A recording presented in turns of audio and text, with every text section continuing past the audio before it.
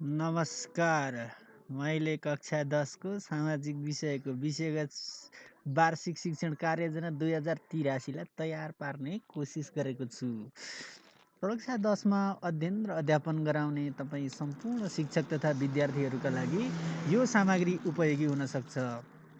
कक्षा 10 को सामाजिक विषयका 10 वटा विषय क्षेत्रहरू र त्यसको कार्यघण्टा, जम्मा पाठ सङ्ख्या र हामीलाई दिएको शिक्षक निर्देशिका अनुसारको कार्यघण्टा, प्रथम, दोस्रो र तेस्रो परीक्षामा पढाइ हुनुपर्ने पाठ र अनुमानित घन्टीहरूको विवरणलाई मैले यहाँ लिएर आएको छु। यो तपाईँहरूलाई पनि पक्कै उपयोगी हुन सक्छ। यसलाई एकपटक हेर्नुहोला। एकाइ एकमा हामी र हाम्रो समाज छ।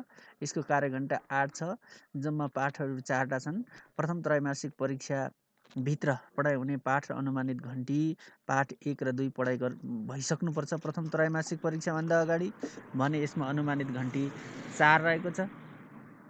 त्यस्तै विकास र विकासका पूर्वाधारहरू एकाइ 2 यसमा चाहिँ प्रथम त्रैमासिक परीक्षाभन्दा अगाडि पाठ 1 र 2 पढाइ भइसक्नुपर्छ। यसको अनुमानित घन्टी 4 रहेको छ। हाम्रा सामाजिक मूल्य र मान्यता, यो एकाइको पाठ 1, 2 र 3 चाहिँ प्रथम त्रैमासिक परीक्षाभन्दा अगाडि पढाइ भइसक्नुपर्छ। यसको अनुमानित घन्टी 6 रहेको छ।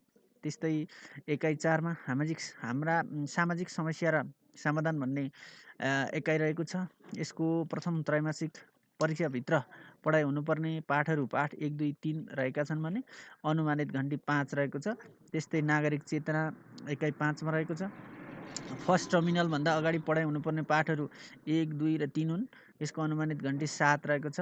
त्यस्तै हाम्रो पृथ्वी, यसमा प्रथम त्रैमासिकभन्दा अगाडि पढाइ हुनुपर्ने पाठहरू 1, 2, 3 र 4 अनि 5, 1, 2, 3, 4 र 5 रहेका छन्। यसको अनुमानित घन्टी 9 रहेको छ। एकाइ 7 मा हाम्रो विगत रहेको छ। यसको फर्स्ट टर्मिनलभन्दा अगाडि पढाइ हुनुपर्ने पाठहरू 1, 2, 3, 4 र 5, अनुमानित घन्टी 7। त्यस्तै एकाइ 8 मा हाम्रो आर्थिक क्रियाकलाप रहेको छ। पाठ 1, 2, 3, 4 र 5 प्रथम त्रैमासिकभन्दा अगाडि पढाइ भइसक्नुपर्छ भने अनुमानित घन्टी 8 रहेको छ। अनि अन्तर्राष्ट्रिय सम्बन्ध, शान्ति र सहयोग एकाइ 9 मा छ। यसमा चाहिँ फर्स्ट टर्मभन्दा अगाडि पाठ 1 र 2 पढाइ हुनुपर्छ भने अनुमानित घन्टी 2 रहेको छ। जनसङ्ख्या र यसको व्यवस्थापन भन्ने एकाइ 10 छ। यसमा पाठ 1 र 2 चाहिँ फर्स्ट टर्मिनलभन्दा अगाडि पढाइ भइसक्नुपर्छ। अनुमानित घन्टी 4 रहेको छ। अब दोस्रो त्रैमासिक परीक्षाभित्र पढाइ हुनुपर्ने पाठ र अनुमानित घन्टीलाई मैले यसरी प्रस्तुत गरेको छु। हामी र हाम्रो समाज एकाइ 1 को पाठ 3 लाई सेकेन्ड टर्मभन्दा अगाडि 2 घन्टी पढाएर सकाउनुपर्छ। त्यस्तै विकास र विकासका पूर्वाधारहरूमा सेकेन्ड टर्मभन्दा अगाडि पाठ 3, अनुमानित घन्टी पनि 3 नै रहेको छ। त्यस्तै हाम्रा सामाजिक मूल्य र मान्यता, सेकेन्ड टर्मभन्दा अगाडि पढाइ हुनुपर्ने पाठ 4, 5 र 6, अनुमानित घन्टी पनि 6 नै रहेको छ। त्यस्तै एकाइ 4 मा सामाजिक समस्या र समाधान, यो सेकेन्ड टर्मभन्दा अगाडि पढाइ हुनुपर्ने पाठहरू पाठ 4 र 5, अनुमानित घन्टी पनि 4। त्यस्तै एकाइ 5 मा चाहिँ नागरिक चेतना रहेको छ। नागरिक चेतनाको सेकेन्ड टर्मभन्दा अगाडि पढाइ हुनुपर्ने पाठहरू 4 र 5, अनुमानित घन्टी 5।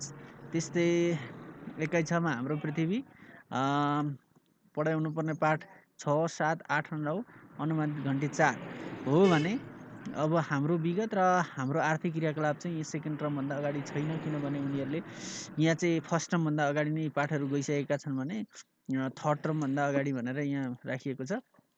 र एकाइ 9 मा अन्तर्राष्ट्रिय सम्बन्ध, शान्ति र सहयोग भन्ने एकाइ अन्तर्गतको पाठ 3 र 4 लाई चाहिँ सेकेन्ड टर्मभन्दा अगाडि 4 घन्टी पढाएर सकाउनु पर्ने छ। त्यस्तै एकाइ 10 मा जनसङ्ख्या र यसको व्यवस्थापन, यसमा चाहिँ सेकेन्ड टर्मभन्दा अघि पढाइ हुनुपर्ने पाठ 3 र 4, अनुमानित घन्टी 2 रहेको छ। त्यस्तै अब अन्तिम परीक्षाभित्र पढाइ हुनुपर्ने पाठ र अनुमानित घन्टी, हामी र हाम्रो समाजको एकाइ 1 को पाठ 4, यसलाई अनुमानित घन्टी 2, विकास र विकासका पूर्वाधारहरू पाठ 4, अनुमानित घन्टी 3। त्यस्तै हाम्रा सामाजिक मूल्य र मान्यता पाठ 7 र 8, अनुमानित घन्टी 2।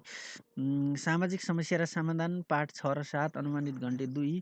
नागरिक चेतना पाठ 6, 7 र 8, अनुमानित घन्टी 6। हाम्रो पृथ्वी अन्तिम परीक्षाभन्दा अगाडि पाठ 10 र देखि 12 सम्म अनुमानित घन्टी छ। हाम्रो विगत पाठ 6 देखि 10 सम्म अनुमानित घन्टी 7। हाम्रो आर्थिक क्रियाकलाप पाठ 6 देखि 9 सम्म अनुमानित घन्टी 7।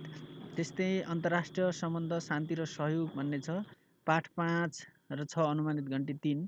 जनसङ्ख्या र यसको व्यवस्थापन एकाइ 10 मा छ भने अन्तिम परीक्षाभन्दा अगाडि पाठ 5 र 6 अनुमानित घन्टी 2 गरेर चाहिँ हामीले यसरी चाहिँ समय र घन्टी पाठ घन्टी कुन परीक्षाभन्दा अगाडि कुन कुन पाठहरू पढाउने अनि कुन पाठलाई चाहिँ कति समय दिने भनेर चाहिँ यसरी वार्षिक शिक्षण कार्ययोजना निर्माण गर्न सकिन्छ। तपाईँले फेरि एकपटक यसलाई सरसर्ती हेर्न सक्नुहुनेछ है त।